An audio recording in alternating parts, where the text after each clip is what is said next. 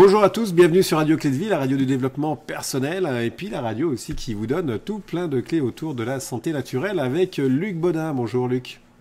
Bonjour Alexandre, bonjour à tous. Alors Luc, on a fait déjà un certain nombre d'émissions et il y en a une là qui est intéressante aujourd'hui qu'on va voir, c'est la prière du feu. Alors la prière du feu, on pourrait dire, c'est quelque chose de bizarre, mais sachez, mesdames et messieurs, que dans certains hôpitaux, notamment à Montpellier, ils utilisent justement ces techniques. Alors, de quoi il s'agit, Luc ? Si tu veux, ce qu'il faut, c'est commencer à l'origine. C'est qu'à l'origine, il y avait une histoire de dons qui se transmettaient en général de mère en fille, de temps en temps de père en fils, mais c'était surtout plus des femmes qui faisaient ça, mais maintenant c'est un petit peu plus ouvert. Et c'était un don, c'était des personnes récitaient une prière, et en même temps qu'elles récitaient la prière, elles mettaient les mains au-dessus de l'endroit de la prière, et elles prenaient le feu dans leurs mains, la chaleur dans leurs mains. Et donc une fois qu'elles avaient terminé la prière, il fallait qu'elles aillent se libérer de cette chaleur sous l'eau ou dans la nature, etc. Donc ça, c'était vraiment une technique qui était utilisée que par des personnes qui avaient le don. Alors aujourd'hui, les choses ont changé. Les choses ont changé en ce sens que, moi je l'explique par le fait que les énergies montent et qu'en fait, maintenant tout le monde peut se permettre d'agir sur avec cette prière du feu. Et ce qui est intéressant aussi, c'est que quand on le fait et qu'on n'a pas le don, comme moi, j'ai pas spécialement le don, mais je fais cette prière, eh bien là, on va pas être chargé du feu. C'est ce feu comme s'il nous traversait et qu'il était déjà en train de se diffuser un petit peu dans l'environnement. Donc on n'a pas du tout cette notion de. Et donc moi comme je l'avais dit dans une émission précédente, j'adorais mes patients, je les remercie d'ailleurs toujours parce que ils m'ont apporté plein d'informations sur les médecines naturelles, sur le magnétisme, sur l'énergie, sur plein de choses, dont une petite grand-mère qui m'a donné un jour la prière du feu. Elle m'a donné un jour du feu. Et alors, moi, évidemment, me connaissant, elle savait bien que j'étais un curieux, et donc je me suis exercé. J'en ai fait bénéficier tout de suite mes patients. Et là, la prière du feu, j'utilisais ça sur toutes les brûlures, je dirais quelque part, brûlure du feu, temps, de l'huile, même d'un produit chimique. Et donc, ce que je me suis aperçu, moi j'ai fait peut-être plusieurs centaines de personnes, mais j'ai pas fait des milliers, j'étais pas non plus avec des grosses brûlures très profondes qui étaient plutôt parties à l'hôpital. Mais ce que je me suis aperçu, c'est que, la première chose qu'on obtenait, c'était une amélioration, une cessation de la douleur. Ouais. Cessation. Souvent, il fallait répéter la prière plusieurs fois, bien sûr. Peut-être qu'il fallait répéter plusieurs fois dans la journée, plusieurs jours d'intervalle, on est d'accord. Mais on obtenait une cessation de la douleur. La deuxième chose, c'est que je me suis aperçu que les brûlures que j'ai traitées ainsi, qui nécessitaient quand même les traitements conventionnels, qu'on soit bien d'accord, c'est pas un traitement, c'est quelque chose qui se met en plus, qui permettait d'avoir une cicatrisation de la brûlure pratiquement beaucoup plus rapide. Et un dernier point, c'est que toutes les cicatrices que j'ai vues étaient d'une cicatrice très belle, c'est-à-dire si on ne voyait pas de brides rétractibles, des choses comme ça. Bon, je vous ai dit, j'ai pas vu forcément des brûlures qui étaient très... Mais voilà, donc j'ai utilisé cette prière du feu et puis je me suis aperçu qu'on pouvait l'utiliser dans beaucoup d'autres utilisations beaucoup plus vastes. C'est-à-dire qu'on va pouvoir l'utiliser déjà, par exemple, on va l'utiliser aussi pour la radiothérapie. La brûlure de la radiothérapie également. Tout ce qui est, moi je faisais souvent à mes patients, j'intervenais pas pendant qu'ils faisaient une radiothérapie, mais je leur disais, ok, vous venez me voir, s'il y a des brûlures, vous venez me voir. Et donc là, je refaisais la prière du feu. Éventuellement, si ça revenait, il suffisait qu'ils me passaient un petit coup de téléfilm, et puis je leur faisais la prière du feu à distance. Et donc ça permettait de leur soulager la brûlure, et ainsi de continuer la radiothérapie jusqu'au bout. Donc ça évitait d'interrompre la radiothérapie c'était vraiment des éléments importants. Après ça, j'ai travaillé aussi beaucoup sur le zona, les brûlures du zona, etc. Et puis d'une manière encore plus importante, je me suis aperçu que ça agissait bien sur tout ce qui était inflammation, tout ce qui était fièvre, tout ce qui était brûlure du corps. Donc là, ça peut aller de la brûlure d'estomac à la brûlure urinaire de l'infection urinaire. Ça peut travailler aussi sur une fièvre, une montée, un petit gamin. C'est vrai que la fièvre, il faut essayer de la conserver, mais comme l'inflammation, il faut essayer de la conserver, mais tant qu'elle est supportable. À partir du moment où la fièvre elle devient trop élevée, on sait bien qu'un petit bonhomme, une petite bonne femme qui va se retrouver avec un 39,5 le soir, elle va monter à 40 poussières la nuit. Donc, si on lui fait une petite prière du feu, ça va permettre d'éviter ces montées de température. Pour les tendinites, les arthrites, donc tout ce qui est chaleur, on peut même travailler sur les eczémas, il y a des problèmes de peau qui brûlent, et donc on peut travailler aussi dessus. C'est vraiment une technique qui est vraiment très large et qui donne des résultats dans des domaines qu'on n'imagine pas après habituellement, parce qu'on les cantonne de trop à la simple brûlure. Ouais, c'est ça, c'est ce que j'allais dire. Hein. Pour moi, j'en étais resté juste à la brûlure, et puis la brûlure superficielle, même si dans certains hôpitaux, ils font sur des brûlures beaucoup plus conséquentes. Mais tu parles d'arthrite, en fait, d'inflammation et tout ça, c'est vraiment intéressant. Hein. Ah oui, oui, parce que, et là, ce qui est intéressant, c'est qu'on va prendre la chaleur, enfin, on va libérer la chaleur, on va libérer l'inflammation, on va libérer aussi cette douleur. Alors, j'insiste toujours pour dire que ce n'est pas un traitement, c'est quelque chose qui va se donner en même temps que le traitement. Mais seulement si on arrive déjà à donner un traitement d'un côté et à soulager la personne qui souffre de l'autre.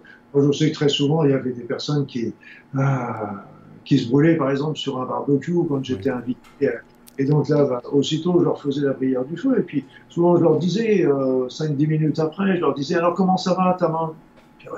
Comme ça. Il fallait qu'ils fassent un effort pour se rappeler. Ah bah oui, tu m'avais fait ça. Non, non, bah, j'ai plus rien. Non, c'est rien. Donc, et c'est très, très profond. Et c'est vrai que moi, ça m'avait gêné quelque part au départ, parce que je me dis, ben, c'est quand même une prière qui puisse agir. Ça. Et la prière, c'est, oh Dieu, apaise ta brûlure, comme Judas apaisa sa fureur en lapidant notre Seigneur Jésus sur les oliviers. Et donc, cette prière, en plus, n'a aucune valeur historique, d'abord parce qu'on raconte, c'est pas l'histoire. Ça, l'histoire de Jésus est toujours aléatoire, hein, parce qu'on a une différence, mais peu importe. Et ça n'empêche que le mot, c'est pas tellement le sens qui est important, c'est l'action. Oui, c'est ça, c'est l'intention qui est derrière. Hein.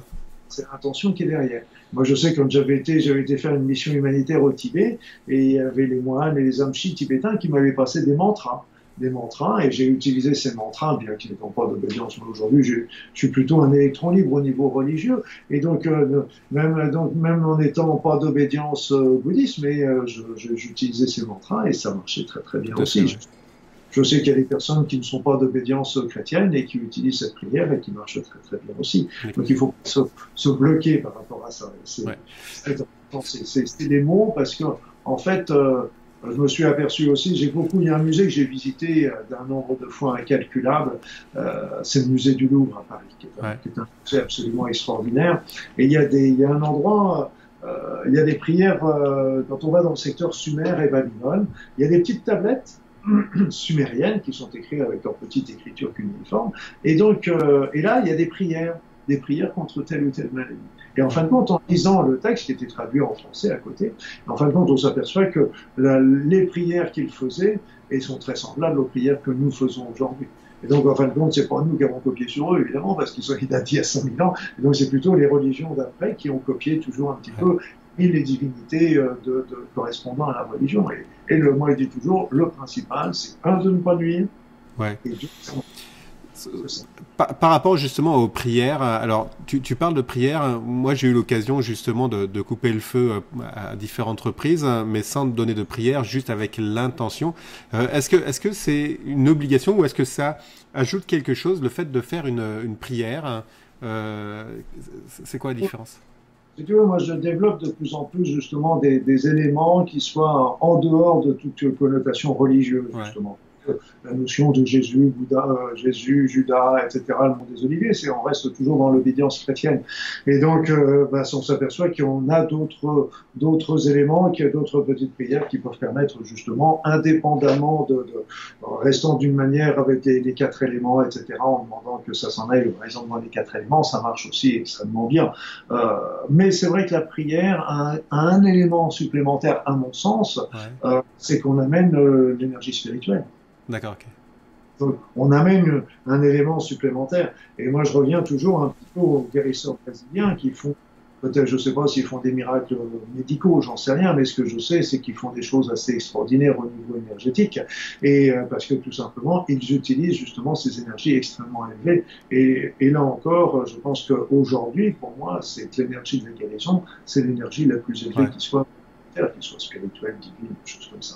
Et donc, quand la prière, que ce soit les prières contre une maladie, que ce soit une prière de groupe, qu'on va prier tous ensemble pour un patient, que ce soit les prières individuelles qu'on va faire avec le divin, eh bien, de toute façon, on prend le problème encore à un niveau supérieur. Parce que là, par exemple, si on en voit dans la nature, etc., ça marche bien aussi.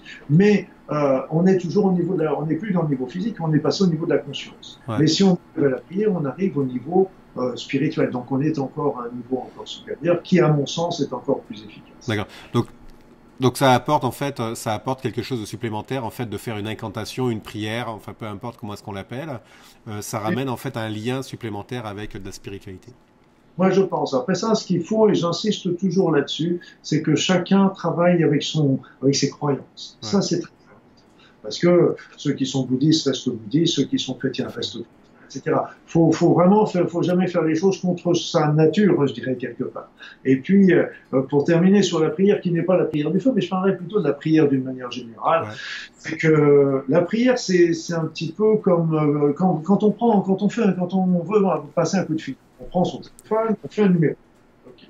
Donc on a la communication. Mais quand on a la communication, on arrête de taper sur le clavier pour faire le numéro. On est bien d'accord.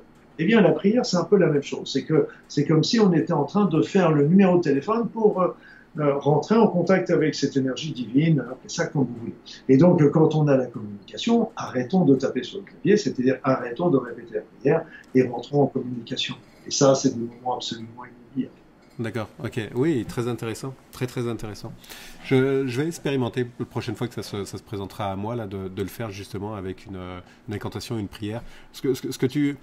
Moi, ça me parle assez quand tu dis tu tapes sur le clavier, etc. Et puis tu rentres en communication. En effet, on s'aperçoit que voilà, on fait partie d'un tout. Enfin, on aura l'occasion d'en reparler dans d'autres émissions.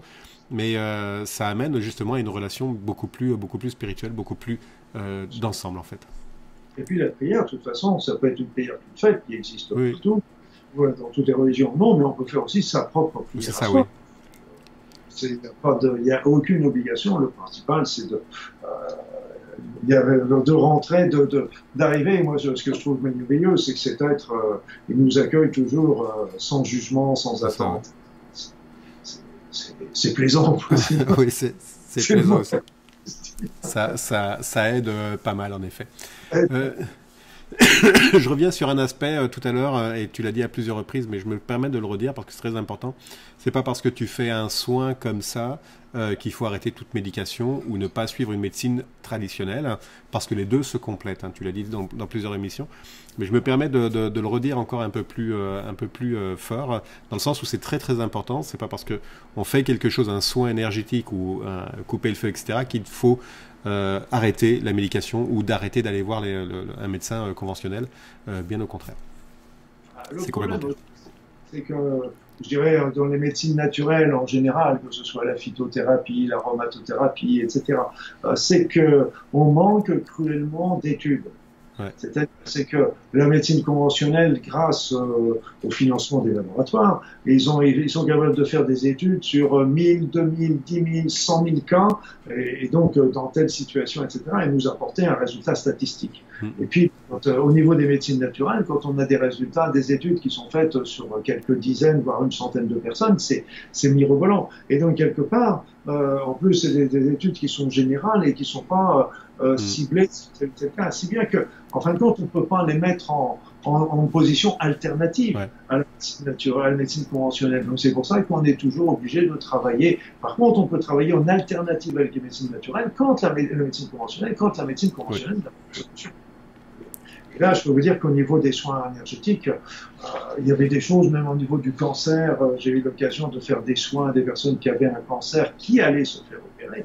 Et simplement, en faisant des soins, on voyait, quand c'était des tumeurs superficielles au niveau d'un sein ou de la gorge, au niveau des soins, on s'apercevait que la tumeur diminuait, fondait. Donc, ça faisait qu'ils allaient toujours se faire opérer. Mais c'était évident que l'intervention était beaucoup plus simple, beaucoup moins mutilatrice. Et donc, ça, c'est quelque chose qu'on ne peut objectiver. Oui, tout à fait.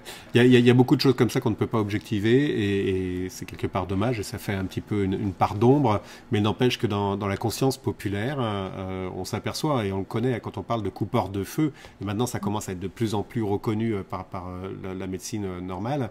Il y a des choses qui se passent et on ne peut plus occulter ça, quoi qu'il en soit. Et c'est pour ça que je m'y suis intéressé, tout comme le magnétisme, etc. Parce que moi, je suis parti du principe différent de mes collègues en me disant, OK, ces techniques de barre de feu, de magnétisme, etc., ils sont là depuis des centaines plusieurs siècles.